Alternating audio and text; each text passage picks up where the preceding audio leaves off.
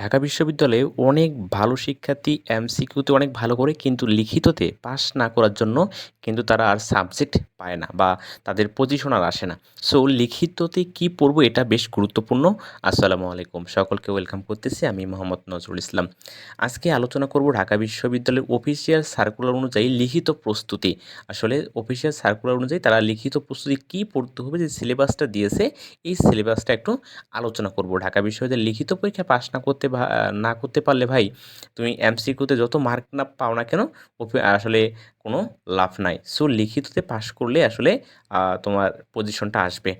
বাংলায় কী কী পড়বা? দেখো, বাংলায় পাঠ্যসূচিভুক্ত একটি পাঠের মূলভাব লিখন, অর্থাৎ কবিতা বা গল্পগুলোর যে কোনো একটা মূলভাব আসবে। সব কবিতাগুলোর মূলভাব খুব ভালো করে পড়তে হবে, প্লাস গল্পগুলোর মূলভাব খুব ভালো করে পড়তে হবে। কবিতার উদ্ধৃতি ব্যাখ্যা, একটা কবিতার লাইন দিয়ে বলবে এটা একটা ব্যাখ্যা করো। যে কোনো কবিতার লাইন হতে পারে, যে কোনো একটা কবিতার লাইন দিয়ে বলবে এই কবিতার লাইনটা ব্যাখ্যা করো। অর্থাৎ খ নম্বর যে কোশ্চেনগুলো সৃজনশীলে আমরা লিখছি ঠিক এরকম। উদ্ধৃত সংলাপ ব্যাখ্যা, আচ্ছা এটা গদ্য, উপন্যাস, নাটক যে কোনো কিছুর হতে পারে। আচ্ছা, এরপর হচ্ছে লেখক ও কবি পরিচিতি খুব ভালোভাবে পড়া লাগবে। মিলকরণ, গদ্য, কবিতাংশ ও ব্যাকরণ ভিত্তিক মিলকরণ আসতে পারে। কোশ্চেন কিভাবে আসবে এটা বলা সম্ভব না, এটা সিলেবাস দিছে যে এইগুলোর মধ্যে আসবে। কোশ্চেন প্যাটার্নটা প্রতিবারই ভিন্ন ভিন্ন হতে পারে। আচ্ছা, এরপর সারাংশ সারমর্ম লিখন আসবে।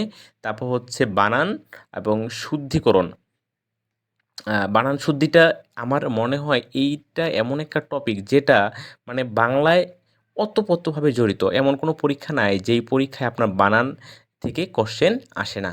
তারপর হচ্ছে সংক্ষিপ্ত অনুচ্ছেদ লিখন, যেটা আমরা ইন্টারে পড়ে আসছি। অনুচ্ছেদ লিখন শীতের সকাল হতে পারে, ঢাকা বিশ্ববিদ্যালয় হতে পারে, মেট্রো রেল হতে পারে।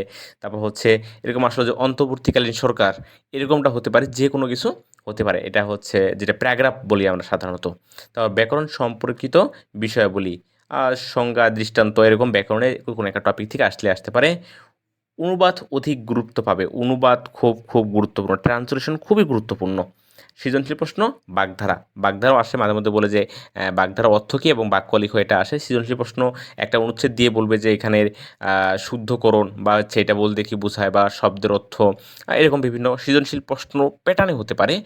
এরপর হচ্ছে অনুবাদ, অনুবাদ খুবই গুরুত্বপূর্ণ। এটা হচ্ছে যে প্যাসেজ আকারেও আসতে পারে অথবা জাস্ট বাক্য আকারেও অনুবাদ আসতে পারে। এই হচ্ছে বাংলা সাজেশন। আশা করি এই জিনিসগুলো লিখিত যখন প্রস্তুতি নিবা, এই জিনিসগুলো মাথায় রাখলে এর বাইরে আর কোনো কিছু আসবে না। এইগুলো পড়লেই ইনশাল্লাহ হয়ে যাবে।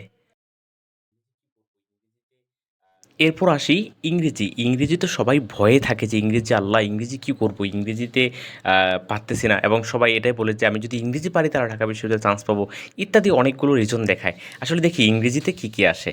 যেমন কম্প্রিহেনশন, কম্প্রিহেনশন ইংরেজিতে আসে। এখান থেকে আসতে পারে শর্ট কোশ্চেন অথবা এমসিকিউ টাইপের কোশ্চেন আসবে। এরপর হচ্ছে শর্ট প্যারাগ্রাফ, যেটা বাংলার মতো এখানে মেট্রো রেল, তারপর হচ্ছে শতাব্দীর 100 বৎসর, ঢাকা বিশ্ববিদ্যালয়, এরকম যে কোনো কিছু আসতে পারে, বন্যা বিষয় আসতে পারে। এরপর explanation, explain with reference the context, এটা টেক্সট বুক থেকে, এটা বেশ গুরুত্বপূর্ণ। রিয়ান্স টেক্সট বুক থেকে আসতে পারে। ট্রান্সলেশন যে কোনো জায়গা থেকে আসতে পারে। Punctuation mark as usual. তারপর হচ্ছে gap filling with and without clue, এটা বেশ কয়েকবার আসছে এবং এটাও আসবে। সেন্টেন্স মেকিং, সেন্টেন্স মেকিংয়ের ক্ষেত্রে অধিক গুরুত্ব দিতে বলবো বোর্ড বই। বোর্ড বইয়ের যে কিছু টার্ম আছে, শব্দ না, কিছু টার্ম, স্পেশাল টার্ম, যেমন মাইগ্রেশন, এটা স্পেশাল টার্ম, কনফ্লিক্ট, এটা স্পেশাল টার্ম, এরকম টার্মগুলো থেকে সেন্টেন্স মেকিং আসতে পারে। এরপর changing and transformation of sentence, এটা মাঝে মাঝে আসে। এখানে সবচেয়ে বেশি গুরুত্ব দিতে বলবো sentence making, fill in the gap, board বই ভিত্তিক যে কোনো একটা প্যারাগ্রাফ বা প্যাসেজ দিয়ে বলবে এটা ফিল ইন দ্য গ্যাপ পূরণ করতে। এরপর হচ্ছে ট্রান্সলেশন, এই তিনটা, আর এখানে শর্ট প্যারাগ্রাফ, এই চারটা আমি বেশি গুরুত্ব দিতে বলবো। বাকিগুলো পড়বেন, তবে এই চারটা বেশি গুরুত্ব দিবেন।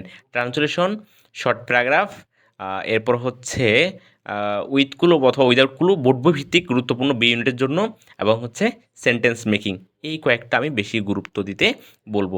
এর সাথে বাকি যেগুলো কথা আমি এখানে উল্লেখ করছি সবগুলোই পড়তে হবে। আচ্ছা, শর্ট প্যারাগ্রাফ, এরপর হচ্ছে translation, fill in the gap এবং সেন্টেন্স মেকিং। কম্প্রিহেনশনটাও পড়বেন, তবে ইংরেজি প্রথম পত্রের সব প্রিপারেশনের জন্য সবচেয়ে ভালো হয় বোর্ড বইটা খুব ভালো করে পড়া।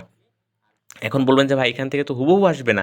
ঠিক আছে, আমিও জানি হুবহু আসবে না, কিন্তু এটা ভালো করে পড়া থাকলে আর সমস্যা হওয়ার কথা না। এটা পড়া থাকলে কি হয়, ওই কনসেপ্টগুলো জানা যায়। এটা এমনভাবে পড়বেন যেন এখান থেকে পাঞ্চুয়েশন অফ মার্কটা আসলেও যেন পারেন। ঠিক এভাবে পড়তে হবে। কবিতার লাইনগুলো দিয়ে দিতে পারে যে এটার ব্যাখ্যা করতে। এটা মাঝে মধ্যে আসে।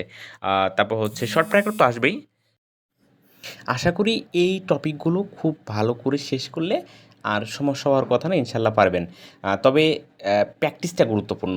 আপনি যদি জাস্ট পড়ে যান, না লিখেন, বাসায় প্র্যাকটিস না করেন, আপনি আল্টিমেটলি পরীক্ষার হলে গিয়ে পারবেন না। বানান ভুল করবেন, আপনার হচ্ছে ক্যাপিটাল লেটার বা স্মল লেটার ব্যবহারে ভুল করবেন, এরপর পাঞ্চুয়েশন মার্কে ভুল করবেন। এই জিনিসগুলো যদি বাসায় প্র্যাকটিস না করেন, আপনি পরীক্ষার হলে গিয়ে কখনোই পারবেন না। সো বাসায় লিখিত যারা প্রিপারেশন নিবেন, ঢাকা বিশ্বে তাদের মূল লক্ষ্য, তারা অবশ্যই পড়ার সময় লিখবেন, পড়ার সময় লিখবেন, পড়ার সময় লিখবেন।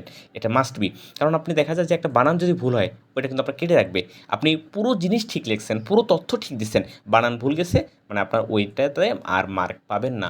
সো যারা মূল লক্ষ্য যাদের ঢাকা বিশ্ববিদ্যালয়, আপনারা প্রিপারেশন নেওয়ার ক্ষেত্রে অবশ্যই, অবশ্যই আপনার এই আ লিখিত দিক দিয়ে বেশি নজর দিবেন। লিখে প্রিপারেশন নিবেন। মানে হচ্ছে পড়ার সময় লিখবেন।